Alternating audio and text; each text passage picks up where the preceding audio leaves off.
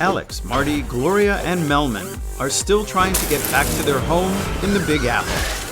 You're going the wrong way, Marty! Just call me Marty or Andretti! No, you're Suckio Andretti! But they must first go to Monte Carlo to track down the pesky penguins. I'm sexy, I know it. Chimichanga! These pillows are filled with baby birds! Together with all their friends, they navigate Europe as a traveling circus. In Madagascar 3. Afro, circus, Afro, circus, Afro, circus, polka dot, Afro! We're here to talk about Madagascar 3, Europe's Most Wanted. You two have just seen it. Now, I have to know, I'm a little worried because when the franchise moves to Europe, that's usually where it falls apart. How about this one? My mother's favorite movie is Madagascar, the first one. So this film had very large shoes to fill, and I think it did fill those shoes. It was a pretty enjoyable film, and it's all due to the very funny script. It is a very funny script. I did not see Madagascar 2. Me neither. But after seeing Madagascar 3, I think I want to go back and watch the second Madagascar picture because this one's a lot of fun, so I hope the second one's a lot of fun.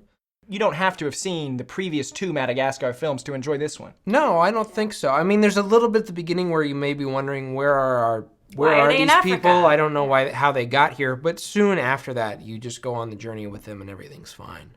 And I think when we evaluate animated films, we always look at, will there be something for the kids and will there be something for the adults? And with this film, I was really surprised with the higher level of vocabulary that our characters are sharing. I mean, I heard the word levity used. There was a Driving Miss Daisy joke. There was a Tom Jones joke. There was a very funny Vatican joke. And there was like a French Edith Piaf sequence that involved French jokes within the lyrics of a French Edith Piaf song. But one thing that this movie does well is it's not saying we're going to make it for the adults just by putting in pop culture references. I don't remember a single pop culture reference in this movie. There's just witty jokes that are aimed at a higher intelligent levels.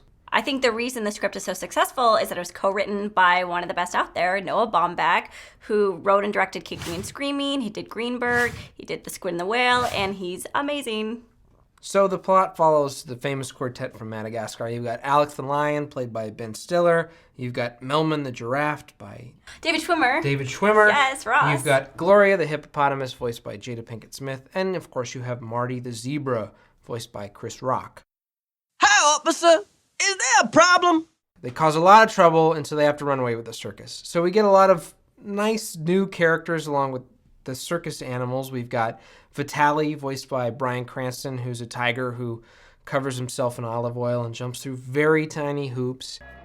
Hey.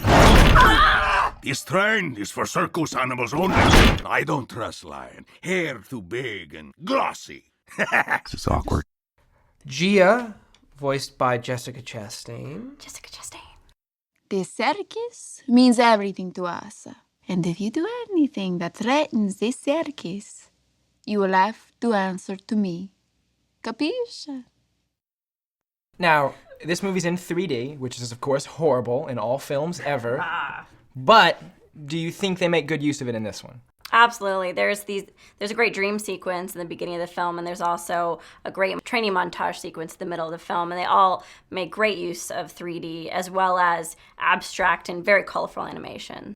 And this may not have anything to do with the 3D aspect, but I think the folks at DreamWorks Animation have a lot of fun doing things with animation that you couldn't possibly ever do with live action.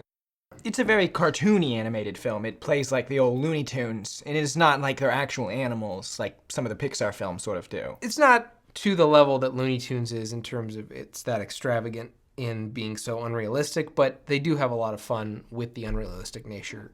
They fly a lot, they defy physics. These characters get shot out of a cannon and then are just able to fly through the sky for miles, and it doesn't really make sense or ever explained, but it works because it's animated. And it's a talented piece of work from the directors Eric Darnell, Tom McGrath, and Conrad Vernon.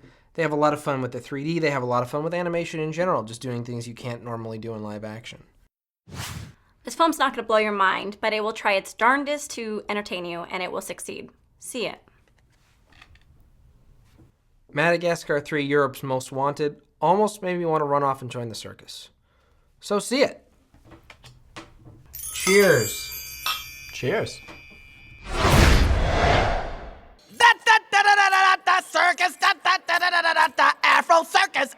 circus afro, polka dot,